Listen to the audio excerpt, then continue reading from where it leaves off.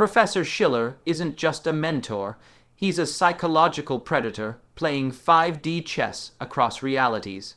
In Gotham, he orchestrated a brutal object lesson for a fledgling Batman, pushing the hero's pride and rage to the absolute breaking point.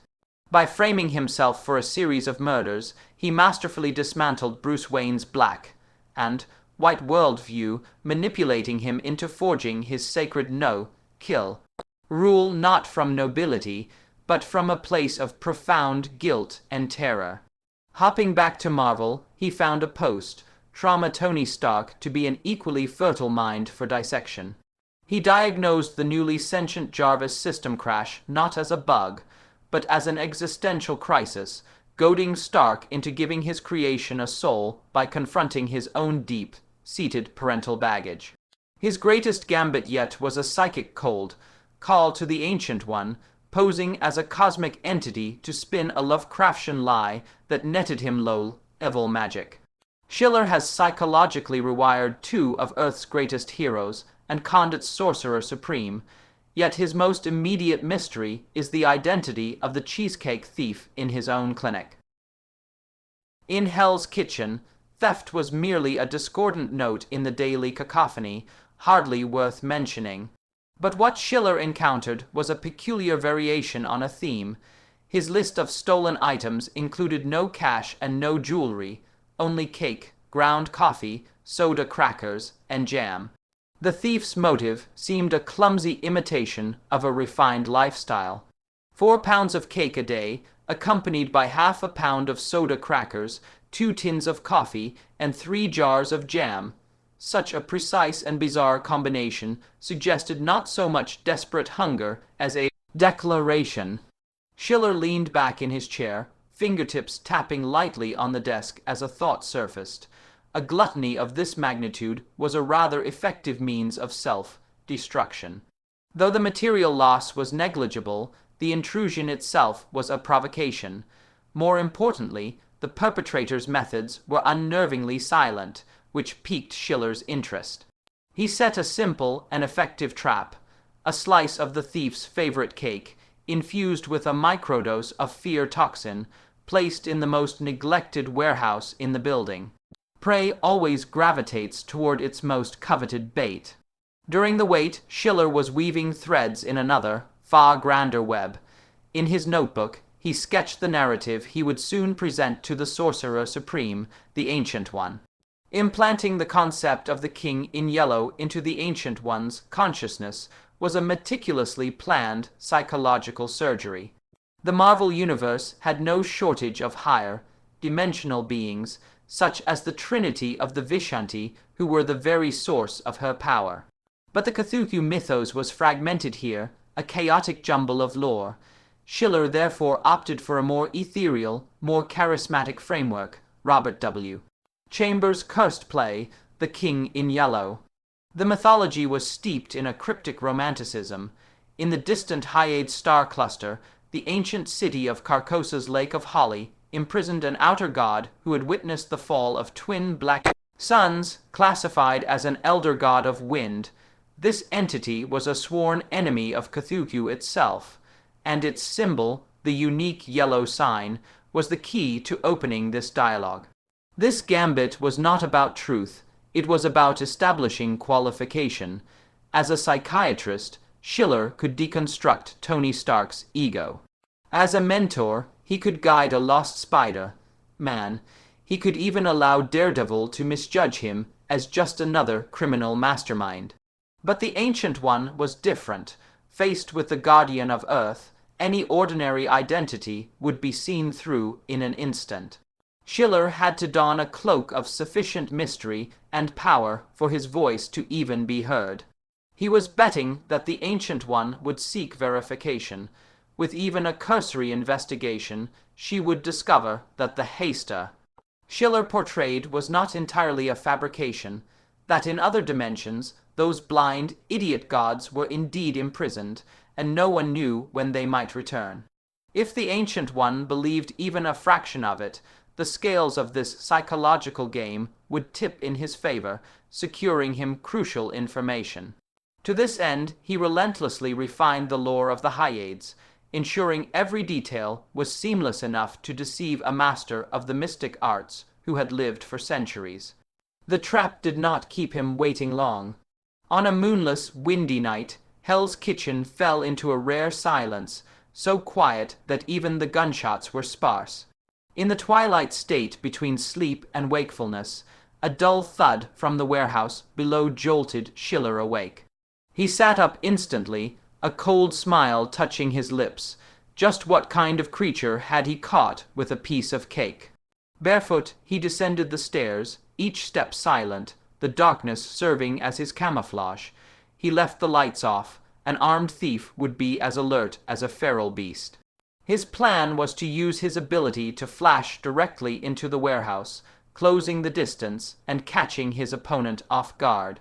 But a second before he could act, the warehouse door creaked open. A figure slipped out through the crack. This meant the fear toxin had failed. Not only was the target not incapacitated, but it possessed the strength to free itself. Things were becoming interesting. Schiller abandoned the idea of flashing. The 2-second delay for environmental adaptation could be fatal against an unknown enemy. Holding his breath, he pressed his body against the cold wall, sliding toward the warehouse door like a ghost. A silhouette entered his line of sight, an extremely short, rotund figure reaching only to an adult's calf. As it moved, it complained in a sharp voice, "Damn it, was I drunk? Why does this cake smell like a septic tank?" Schiller froze. He stared at the figure, his expression becoming unreadable. He slowly turned back, his fingers resting on the light switch. Click! Pale light instantly devoured the darkness. The round creature let out a piercing shriek and, dropping to all fours, instinctively tried to flee. But Schiller simply extended his right hand. An invisible force field activated, seizing the creature in midair and holding it fast. Feeling the fuzzy texture in his palm, Schiller's face darkened completely.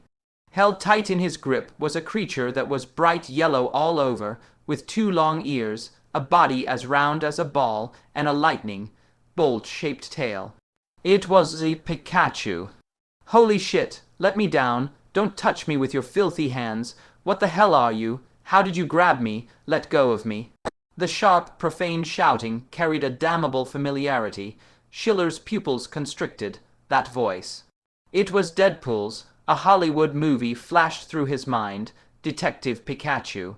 The sheer absurdity of reality struck him like a physical blow. A dark, serious story of psychological warfare had just been invaded by a yellow electric mouse. Schiller took a deep breath, forcing down the vertigo from his crumbling world view. He turned the struggling creature to face him, holding its 2 short arms, and asked in an exceedingly calm tone, "So, it was you who stole my cake, soda, crackers, coffee, and jam?" Pikachu's beady eyes darted around. Its face, which should have been heart, meltingly cute, instead displayed an incredibly human-like expression of disgust. It spoke in that signature, smart-ass voice of Deadpool's. "Hey, buddy, I gotta say, your taste is abysmal. The crackers you buy are butter-free, they're disgusting, and the jam, strawberry. Seriously, who still eats such an ancient flavor? Also, next time you cut a cake, could you not leave the knife on top? It's unhygienic." Schiller held Pikachu in one hand and pressed the other to his brow. This was a form of psychological pollution he had never before experienced. He found he couldn't even refute the claims, as his tastes did indeed differ from those of a typical American. "Listen here, you little thief," Schiller said, his voice even. "First, you have repeatedly stolen my food. Second, you show no remorse. It appears you're a career criminal." "Get over it," Pikachu said, waving a tiny arm impatiently. "You're obviously not a normal person either. No regular guy sees a talking mouse and stays calm enough to lecture it." Schiller pursed his lips, staring at the yellow creature. The immense shock had short-circuited his brain. Moments ago, he had been in the impossibly dark setting of Gotham, discussing the abyss of human nature with Batman. Now an electric mouse with Deadpool's mouth was sitting on his sofa. The tonal shift was faster than turning a page. What was next? Was he to wander into his backyard and catch a few Pokémon to go challenge the gym leaders? This mouse had inherited Deadpool's most lethal weapon, his mouth. It possessed all of the vice and none of the virtue. Schiller could already imagine a future where this Deadpool, Pikachu, Deadpool himself, and Spider-Man got together. The dialogue boxes would completely obscure the artwork. A moment later, man and mouse sat facing each other on the sofa, creating a profoundly bizarre scene. Pikachu held a tiny cup of coffee, narrating with great gravitas, "Truth is, I have no memory. All I remember is a blinding flash of light, and then I fell into a garbage truck. I was starving, but every house in this godforsaken place was locked up tight. Only your warehouse. The back door wasn't shut properly. Of course, stealing is wrong. If I can, once I make some money, I'll pay you back for the cake." Schiller clapped slowly, his voice laced with mockery. "I must say, for a mouse, your moral awareness is terrifyingly high. If all the rats in the world were as polite as you, we never would have needed to invent rodenticide. So that's what you put next to the cake. Rat poison. That stuff stank to high heaven. Seriously, it almost killed me." "That wasn't rodenticide," Schiller said, picking up his own coffee. "It's far more terrifying, but never mind, you're just a mouse." He set his cup down, studying Pikachu with curiosity. "So, can you do that?" "What can I do what?" Pikachu looked bewildered.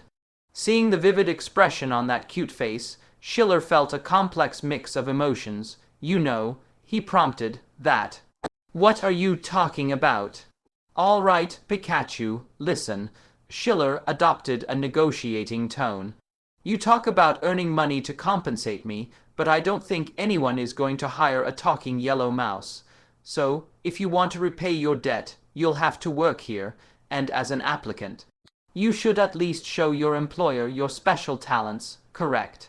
"Oh, I get it. You mean the electricity thing," Pikachu realized. "That's my specialty. With me around, you could save at least half on your electric bill. I'm a bit weak right now, so 100,000 volts might be a stretch, but charging your phone should be no problem." As it spoke, it kicked off with its 4 short legs, zipped onto the table, grabbed Schiller's phone, and ran back to the sofa to give a live demonstration. Pikachu's lightning bolt tail stood erect as a faint electric glow pulsed around its body. Schiller's phone screen lit up, indicating it was charging, though not quickly. As if to prove its point, it hugged the phone tighter, and with a whip of its tail, the hum of the current intensified sharply.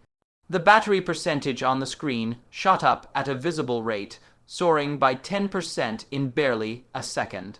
Just a moment before Schiller could tell it to stop, bang! A loud explosion, accompanied by the smell of scorched plastic. Pikachu's yellow fur was singed black, and a puff of smoke escaped its mouth. It looked down helplessly at the now-defunct phone in its arms, then looked up at Schiller and said, "Well, I guess you have to let me work here now.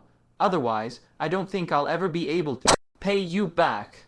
Schiller covered his forehead, his voice flat. "Your performance was spectacular, a real eye-opener. I never imagined there could be such a useful, single-use charging port in this world."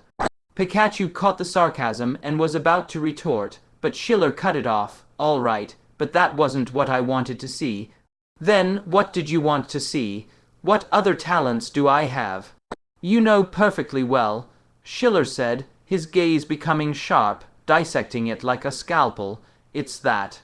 Under Schiller's unwavering stare, Pikachu's face twisted into an incredibly complex expression, as if it had just swallowed a fly. With extreme reluctance, it turned around, hopped onto the back of the sofa, took a deep breath, and let out a loud, clear, sky-piercing cry, "Pika, Pika!" Schiller smiled, completely satisfied. SHIELD headquarters. Nick Fury put down the report, his one good eye glinting with disbelief. He looked at Coulson and asked, enunciating every word, "Are you telling me that after days of surveillance, the greatest potential threat we've identified is that he might be stealing electricity?" Coulson knew the report read like something hastily cobbled together after a long night of drinking. Its conclusions were perhaps only a bottle of whiskey away from pure delusion. Nick Fury gripped the document and took a deep breath. His lips parted, then closed. The emotion swirling in his single eye was a profound, inexpressible speechlessness.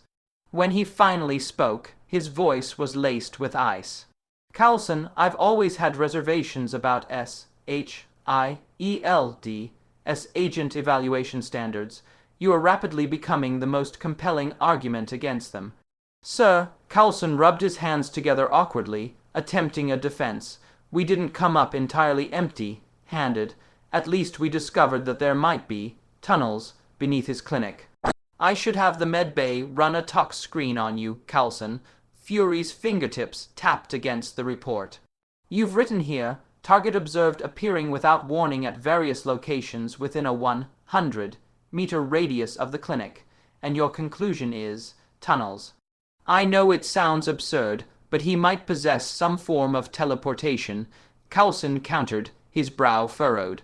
"But based on every enhanced case we've handled, teleportation requires a fixed point of arrival. We deployed hundreds of cameras in the vicinity, and not a single one captured any visual anomalies." Nick Fury's gaze was as sharp as a hawk's. "Then add a few hundred more. This target is of paramount importance, and he is the most difficult kind of opponent. Do not let your guard down." Meanwhile, in a professor's apartment at Gotham University, Schiller awoke with something fluffy in his arms. He looked down. "Pikachu. What's wrong with you? What time is it?" Schiller rubbed his eyes, his mind racing. How had the electric mouse followed him here? Pikachu groggily surveyed its new surroundings. The next second, its fur stood on end, and it was instantly wide awake. "Where is this? You brought me here. You really are a kidnapper." Schiller calmly folded his blanket, his question sharp and logical. "Before we address that, perhaps you should first explain why you were in my bed." "You have the nerve to ask me," Pikachu shrieked. "In a three-story building, you only turned on the heat in your bedroom. If I didn't know how to pick locks, I'd be a frozen popsicle by now." "Is that so?" Not a hint of guilt could be detected in Schiller's voice. "Freeze. Dried mouse doesn't sound particularly appetizing. So, why are we here? Where is this place?"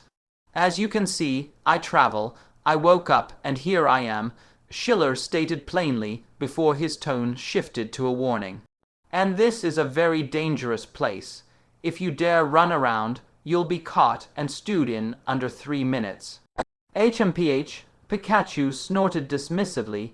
"You can travel through space and time, sure, and I can use Splash." Schiller was unconcerned by its sarcasm. In the eyes of this world's heroes, a talking mouse possessed less credibility than a tape recorder on a loop. If it dared spill his secrets to Batman, the Dark Knight would provide an immediate, hands-on lesson that the concepts of not killing people and not killing mice were entirely distinct. Earth's heroes rarely trusted non-human entities. A yellow, genetically anomalous organism with a strange Canadian accent would not be believed by any sane person. Schiller had no worries on that front. As he made the bed, Pikachu bounded around the room, sniffing everywhere before muttering in disgust. "It seems you're not all talk. The air here. It's definitely not the same world." That morning, Schiller had a class to teach. He unceremoniously stuffed Pikachu into his shoulder bag. It wasn't that he wanted to bring a pet to class, but he knew with certainty that the moment he left, the mouse would slip out and be cooked into a Gotham-style bisque. Pikachu kept poking its head out of the bag, only to be mercilessly pushed back down each time. That afternoon, Schiller tossed the bag onto the desk in his consulting room. He pressed a single finger to Pikachu's forehead, his voice low and clear. "Listen, even if I'm unconcerned about people seeing a strange yellow creature in my bag, You need to understand what I told you about superheroes. Every last one of them has made minding other people's business their life's motto. None would pass up the chance to study a specimen like you, especially. Before he could finish, the door was pushed open. Bruce Wayne walked in. Professor, I. His words came to an abrupt halt. The billionaire in the doorway saw, with perfect clarity, his psychology professor pinning the head of an unidentifiable yellow creature to the desk with one finger. Startled, Pikachu shot into Schiller's arms like a bolt of lightning. Schiller's lips pursed as his gaze shifted between the creature and Bruce. Cradling it, he ventured, "If I said this was a new breed of albino mole rat, would you believe me? And if I don't, are you planning to invent another story?" Bruce crossed his arms, a subtle, scrutinizing edge to his tone. Pikachu bared its teeth at him, and Schiller immediately clamped a hand over its mouth. Schiller's expression returned to its usual calm. "What can I do for you, Mr. Wayne?" Bruce walked in and sat opposite him, a certain tension in his demeanor.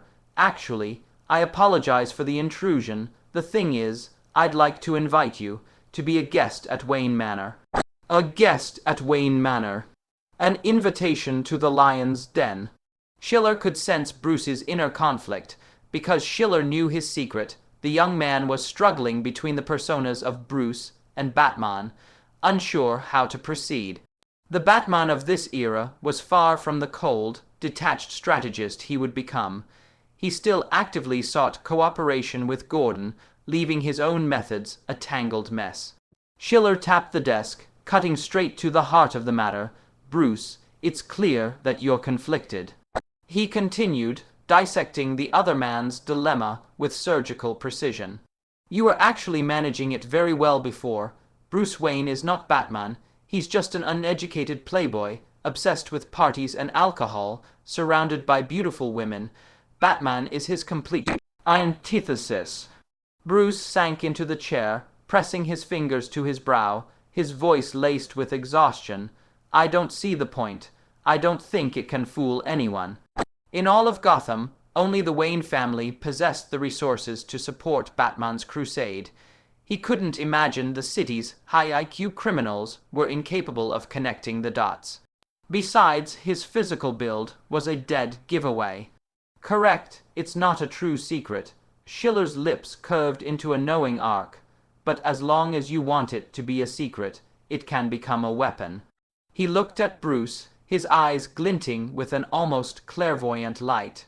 When you demonstrate an extreme attachment to a secret, others will believe it is equally vital to you. You guard it desperately. If, at a critical moment, you choose to reveal it willingly, that act becomes an incredibly persuasive gesture of sincerity, even if the secret itself is of little consequence. What Schiller was describing was the classic maneuver Bruce would later use on the Justice League. To gain their trust, Batman would remove his cowl, revealing a secret most of them already suspected. Yet they all trusted him more for it, because Batman was willing to reveal his most cherished scar for his comrades. The secret itself was never the point. The gesture was everything. Bruce stroked his chin, a flicker of understanding in his eyes. He followed Schiller's logic, adding, "For example, if a criminal tried to use my identity to threaten me, I could calmly set a trap for him." "Very good, Mr. Wayne." Schiller glanced at his watch. "Our consultation time is up. As for your invitation, I will give it careful consideration after I receive it in writing." Bruce was taken aback. A verbal invitation was typically for a private, informal visit. Schiller's request for a formal letter made him think his offer had seemed insincere. After he left, he immediately instructed Alfred to prepare for a formal dinner and draft an invitation. He had no idea that for Schiller a family dinner invitation from Batman was tantamount to hearing, "Are you interested in walking into my trap?" He would need to prepare himself mentally. Schiller knew this Bruce was far from the master strategist of the future. The separation between his two identities was still raw. The mature Batman would have simply approached with a bottle of wine and an offer to introduce him to some models at his next party, rather than being so transparently awkward. But Schiller's perception of Batman was too deeply ingrained. He suspected this was an elaborate ruse to obtain his DNA. That was absolutely something Batman would do. And though Bruce hadn't mentioned it, the sudden appearance of a yellow mouse had clearly captured his intense interest. Schiller grabbed Pikachu's tail, holding it upside down to look it straight in its terrified eyes. "See that man? Gotham's #1. If you want to enjoy the high life from now on, you'd better not get on his bad side." "Let me down." Pikachu flailed its short arms, its voice shrill. "That man, he's terrifying." Schiller brought it closer, narrowing his eyes. "Oh, and how would you know that?" "A detective's intuition." Pikachu shouted. "You should really consider leaving this place. It gives me the creeps. Can't we go back to the other world? I'll even tolerate your strawberry jam." Schiller looked Pikachu up and down. He knew the mouse wasn't telling the whole truth. The Pikachu he had encountered was no ordinary creature. It possessed an intellect higher than most humans, wielded electrical abilities, and was immune to his telepathy. The fear toxin, potent enough to drive any small animal insane, had merely made it sneeze. Not to mention, it had picked a lock and, despite its short stature, climbed silently onto his bed. The intelligence and dexterity required for that were, upon reflection, deeply unsettling. This Pikachu was far more cunning than he had imagined. Soon, Schiller had no more time to analyze the mouse. A text from Gordon appeared. The police had conclusive evidence against Jonathan Crane. The arrest was imminent. Schiller's fingertip slid across the screen. The arrest was of no concern to him. He only cared about one thing. His supply of fear toxin was about to be cut off. He had to seize this last chance to empty Crane's lab. The future Scarecrow was truly unlucky. He would probably never discover who it was that kept stealing his precious toxin. With his teleportation ability, Schiller's thievery was ghost-like in its efficiency. He only needed to be within 100 meters of the small church on Morson Street to execute a series of precise spatial jumps, appearing directly in the basement. He would take the toxin and be gone. The entire process was seamless, leaving not even a shadow behind. In the shadow of the arrest operation, Batman blended into the scene like a phantom. He slipped once more into the laboratory, the air thick with the stench of chemical reagents, his gaze locking onto a newly crafted weapon, a fear gas dispersal gun. He contacted Gordon immediately, his voice low and urgent over the encrypted channel. He recommended he carry out the capture alone. If that gun were triggered, it would be enough to plunge the entire police task force, along with the innocent residents of Morson Street, into madness. Gordon, a detective struggling to stay afloat in the mire of Gotham, still harbored doubts about the costumed vigilante, but he was keenly aware of his own predicament. The Gotham City Police Department, save for himself, was almost entirely staffed by incompetents who were always late and utterly unreliable. Against a weapon like the fear gas gun, such a force could easily turn half the precinct into an asylum. To say nothing of his superiors, Gordon had long seen that the current commissioner was deeply entangled with the city's criminal underworld, two sides of the same corrupt coin.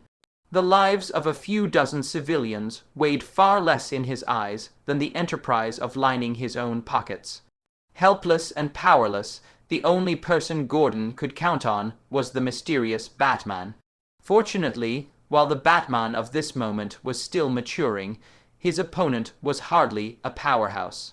The fledgling confrontation between Vigilante and Scarecrow ended in Batman's victory. Just as Jonathan Crane was engrossed in his experiment, a tranquilizer dart silently pierced his neck, subduing him instantly. The micro camera on the batsuit recorded everything, the creation of the toxin, the planning of his crimes. However, in the face of this ironclad case, Gordon's voice carried little weight. His direct superior swiftly took over, fast, tracking the case to trial and packaging it as a brilliant political achievement for himself. A university professor, the mastermind behind dozens of murders, in any other city, such a case would have dominated headlines for days. In Gotham, it merited only an inconspicuous column on the front page. Schiller scanned the newspaper. The article was filled with effusive praise for Gordon's boss. The names of Gordon and Batman had been scrubbed clean. He knew that in this dark city there was now one more good man left unrewarded, one more heart broken by the system. For Detective Gordon, the road ahead was long. To Schiller's surprise, Gordon soon appeared at his door. Inside the counseling office, Schiller poured the detective a cup of steaming coffee. The still, young Gordon looked haggard, a deep exhaustion etched into his features. He took a sip, and the warmth seemed to breathe a little life back into him. He spoke, his voice hoarse. "Professor, I know my visit is presumptuous, but about Crane's case." Gordon trailed off, his expression complicated. Schiller watched him calmly, his tone suggesting he already knew. "Let me guess. The investigation proceeded smoothly, but something went awry at the sentencing stage, correct?" Gordon's fists clenched on the tabletop, his face as dark as Gotham's sky. "That damn murderer is a Ph.D. in chemistry. You know what that means in this city. Someone doesn't want him to get the death penalty. They want to use a mental illness plea to get him off, and then put him to work for them." Schiller leaned back, analyzing the situation coolly. Indeed, a genius chemist. If he could develop a single new hallucinogenic drug, his employers would stand to gain an incalculable fortune. Gordon shook his head, a flicker of fear in his eyes. "It's much more than that. What they want him to develop is far more dangerous." He lowered his voice. "Inventing narcotics is just about making money off addicts, but if they created a biological agent, one that could put all of Gotham under their control, the wealth they could acquire, it would be unimaginable." Someone leaked the intelligence on the fear toxin, Schiller stated, hitting the nail on the head. Only those who had witnessed its power would realize Crane's true value. Gordon looked up at him, hesitated, then finally asked, "No offense, Professor, but I need to confirm. Have you seen any suspicious people recently?" "I can tell you unequivocally that I have not mentioned this to anyone." Schiller's answer was airtight. "There would be no benefit for me. As a university professor, having a murderer for a colleague is disgraceful enough. If I were linked to him any further, my career would be ruined." Then, Gordon's hands were clasped so tightly, his knuckles turned white. He finally voiced his deepest suspicion. "That night, I heard you call the man in the suit Bruce. He's Bruce Wayne, isn't he?" "I have no comment on that. You should seek confirmation from him directly." Schiller replied, deflecting the question and instead shifting focus, dissecting Gordon's own fear with surgical precision. "I know what you're worried about. As the biggest business magnate in Gotham, Bruce Wayne is not necessarily uninvolved in its dirty dealings. You believe that if he discovered you were investigating him, you would die a very ugly death. That's it, isn't it?" Gordon didn't deny it, in his confession. He said grimly, "Crane mentioned that someone had been consistently stealing most of his fear toxin. The man in the suit is my prime suspect. He's too suspicious." A flicker of interest passed through Schiller. Details never shown in the comics were now playing out vividly before him. The golden partnership of Gordon and Batman did not begin with absolute trust. The Gordon of this moment was filled with a rational suspicion of the strange man in a bat costume running around Gotham at night. A knowing arc formed on Schiller's lips. He countered, "Have you considered that he might suspect you in the exact same way?"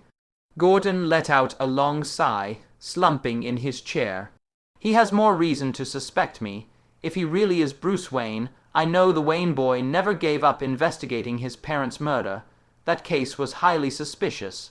I've reviewed the files. There are too many questions.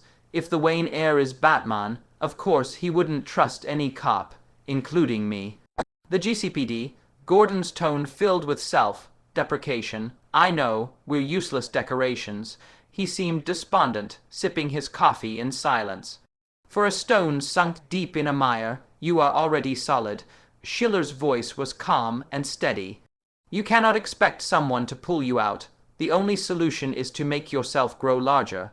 When you become so large that you fill the entire mire, it ceases to be a mire. It becomes a foundation. Is that what you think?